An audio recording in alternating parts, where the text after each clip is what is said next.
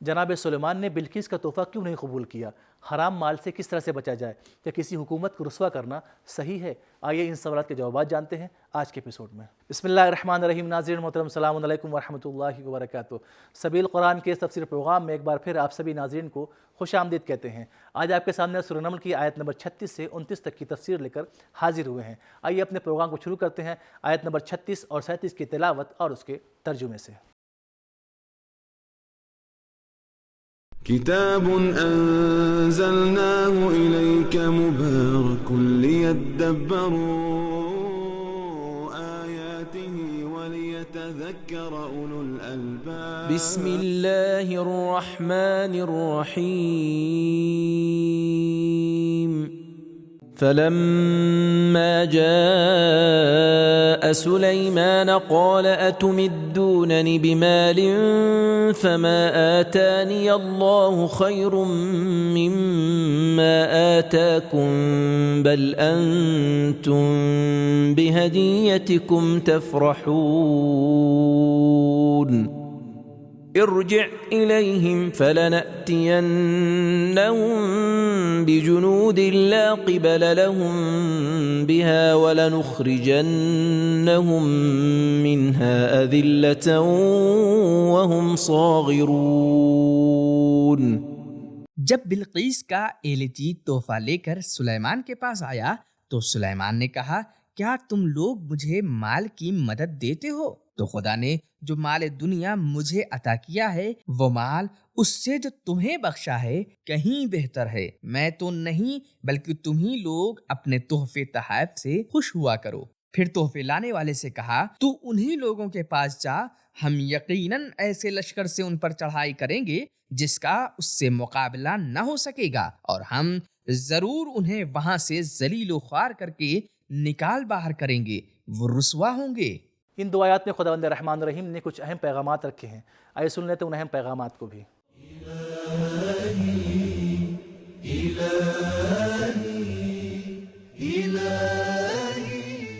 پیغام نمبر 1، اللہ کے ولیوں کا مقصد مادی نہیں ہوتا۔ اللہ والے خود کو پیسوں کے عوض نہیں بیچتے، کیونکہ وہ دنیا کے امیر ہوتے ہیں، اس کے اسیر نہیں۔ نمبر 2، اللہ والے ہوشیار، بابصیرت اور اٹل ہوتے ہیں۔ تحفوں میں چھپی فاسد نیتوں کو دیکھ کر اس سے فرار اختیار کرتے ہیں اور ان فاسد نیت والوں کو ملامت کرتے ہیں۔ نمبر 3، تحفے کو بہترین انداز میں قبول کیا جائے اور اس کا بہترین جواب بھی دیا جائے، لیکن اگر تحفہ رشوت ہو تو قبول نہ کیا جائے۔ نمبر 4، کافر سب کو اپنی طرح سمجھتا ہے۔ نمبر 5، مال دنیا کی کوئی وقت نہیں ہے۔ بے مالین یہاں پر تنوین دو زیر تحقیر کے لیے ہے۔ نمبر 6، اللہ والے تمام نعمتوں کو اللہ کی دی ہوئی سمجھتے ہیں۔ نمبر 7، کبھی کبھی اپنی قدرت کو بیان کرنا بھی ضروری ہے۔ نمبر 8، مال حرام سے بچنے کا بہترین راستہ اللہ کے لطف و کرم پر توجہ دینا ہے۔ نمبر 9، اللہ کے اولیاء اس کے لطف کے ذریعے سکون پاتے ہیں اور عام لوگ مادیات کے ذریعے۔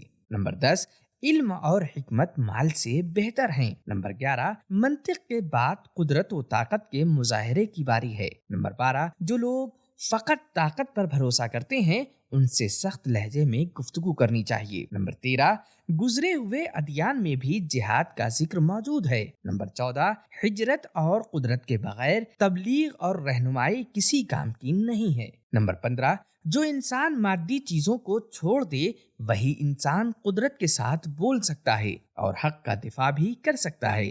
نمبر 16، رہبر کو اپنی مسلح فوج پر مکمل اطمینان ہونا چاہیے۔ نمبر 17، حق والوں کی فوجی طاقت باطل والوں کی فوجی طاقت سے زیادہ ہونی چاہیے۔ نمبر 18، کفر اور شرک کی حکومتوں کو ذلیل کرنا اور ان کی تحقیر کرنا جائز ہے۔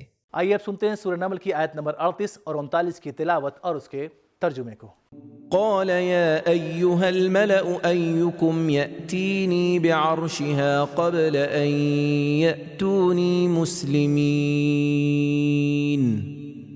قال عفريت من الجن أنا آتيك به قبل أن تقوم من مقامك وإني عليه لقوي أمين۔ جب وہ جا چکا تو سلیمان نے کہا، اے درباریوں، تم میں کون ہے جو ان کے میرے پاس فرما بردار ہو کر آنے سے پہلے اس کا تخت میرے پاس لے آئے؟ اس پر ان جنوں میں سے ایک دیو بول اٹھا کہ قبل اس کے کہ حضور دربار برخاست کر کے اپنی جگہ سے اٹھیں، میں تخت آپ کے پاس لے آؤں گا، اور میں یقیناً اس پر قابو رکھتا ہوں اور ذمہ دار ہوں۔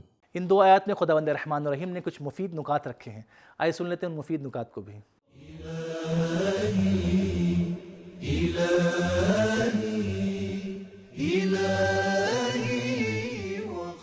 لفظ افریتم میں شدت اور قدرت کا معنی پوشیدہ ہے۔ بلقیس کے ایلچیوں کے اپنے ہدیوں کے ساتھ واپسی اور بلقیس کے یہ جاننے کے بعد کہ سلیمان کوئی بادشاہ نہیں ہے، بلقیس نے یہ ارادہ کیا کہ وہ خود سلیمان کے پاس جا کر حالات کا جائزہ لی۔ حضرت سلیمان بلقیس کے اس ارادے سے آگاہ ہو گئے، لہٰذا خود کو اپنی قدرت کے مظاہرے کے لیے آمادہ کر لیا۔ سورہ نمل کی آیت نمبر 38-39 کی بہترین تلاوت، ترجمہ اور اس کے نکات کو جان لینے کے بعد آئیے اہم پیغامات کو بھی جان لیتے ہیں۔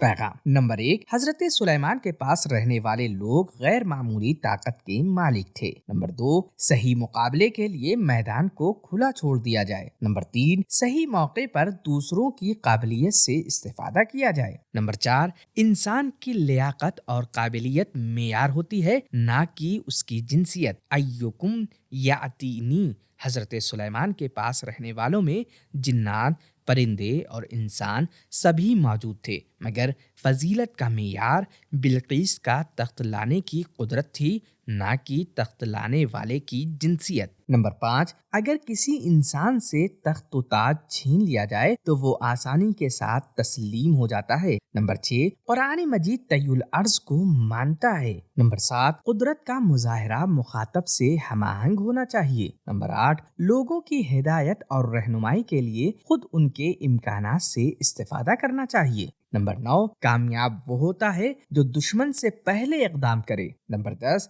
غیر معمولی کاموں کا مقصد بڑا ہونا چاہیے۔ نمبر 11، حضرت سلیمان علم غیب کے مالک تھے۔ نمبر 12، کامیاب حکومت اور نظام میں تمام طاقتوں کو ان کی صحیح جگہ استفادہ کرنا چاہیے۔ نمبر 13، جنات انسانوں کی مدد کر سکتے ہیں۔ نمبر 14، دوسروں کو اپنی قابلیت کے بارے میں بتائیں۔ نمبر 15، بڑے کاموں کو انجام دینے کے لیے قدرت، رفتار اور امانت کا ہونا ضروری ہے۔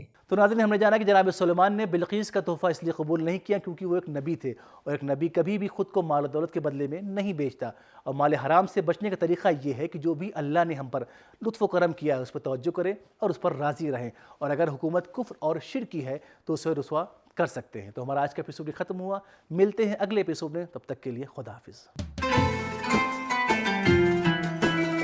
سبیل قرآن، قرآنی سماج کی پہچان۔